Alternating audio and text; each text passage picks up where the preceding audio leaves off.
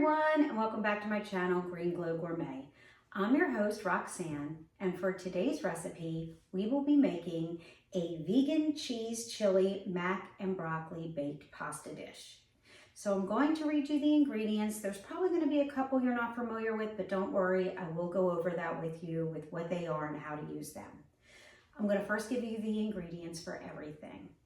A half a cup of chopped onions, 1 tablespoon chili powder, 1 box of Banza chickpea pasta shells. You don't have to use the Banza chickpea pasta shells. You can use any pasta shells that you like. The Banza is just a higher protein pasta shell.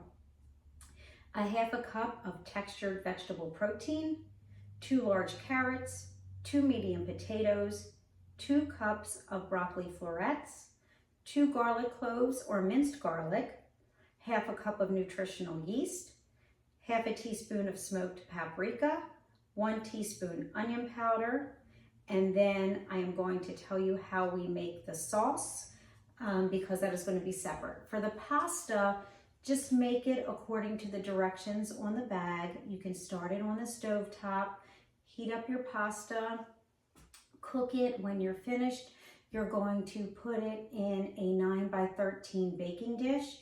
Save some of the water because you may need it for your sauce to thin it out, but you don't need to save all of it. But save enough because you may like your sauce a little more liquidy rather than thick. So for the sauce, you take your cooked potatoes and carrots. You want to cook them until they're soft. You can do that on the stovetop, or you can use your Instant Pot. I used my 3-quart Instant Pot. It took about 12 minutes to bring it up to pressure. And then once it was cooked and it was soft, I put the potatoes and carrots in a blender along with the nutritional yeast. I buy the organic nutritional yeast flakes, non-fortified vegan. I get these from Amazon. This has a cheesy flavor. In the vegan and plant-based world, we do not use dairy, we do not use cheese. So we use nutritional yeast to give us that cheesy flavor.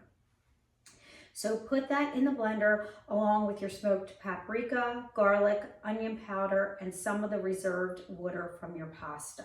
You're going to blend for about 1 to 2 minutes, and then you are going to pour that over your pasta that is now in your baking dish.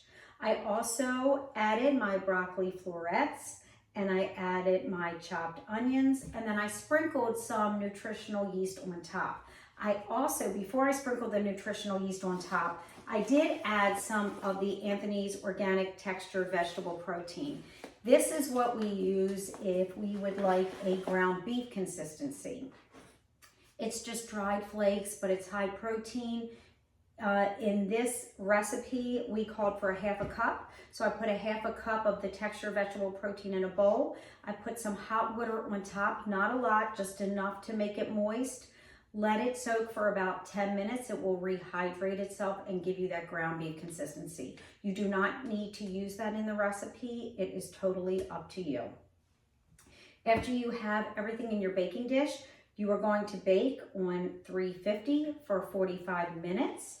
And then voila, you will have a delicious meal for dinner or for lunch. Leftovers are always great too. Things are always better the next day, I think, when you have a pasta. If you're interested in individual or group coaching, please let me know. My website is below. I'm happy to schedule a free call with you and help you along your journey. Please comment below. Let me know if you made this, if you made any changes, what you liked, what you didn't like. I will tell you, I do not cook with salt. So I found afterwards I added a little bit of the umami spice to it, which has salt in it and gave it that salty flavor. If you don't use salt or you're fine with the taste, you don't have to add anything to it at all. Please like and subscribe and tune in weekly for new recipes. And here's to a healthier you, and I'll see you next week.